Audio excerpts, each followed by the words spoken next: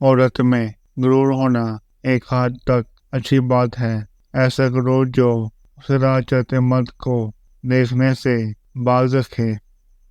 कभी कभी हमारी बहुत ज़्यादा चाहत दूसरे इंसान के लिए घुटन बन जाती है।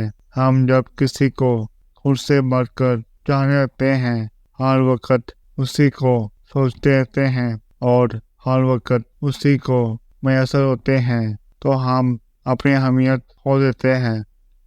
दूसरा इंसान तंग आ जाता है, क्योंकि मोहब्बत का मान रखना हर इंसान के बस की बात नहीं होती।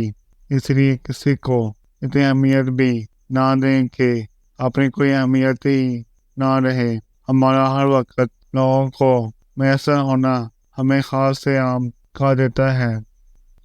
मोहब्बतों की कीमतें नहीं हुआ करती, ना ही ये बाजारों में बिकती हैं, बल्कि ये बहुत खामोशी से परवान चलती हैं। जहाँ मनपसंद रूह मिले वहीं बैठ जाती हैं।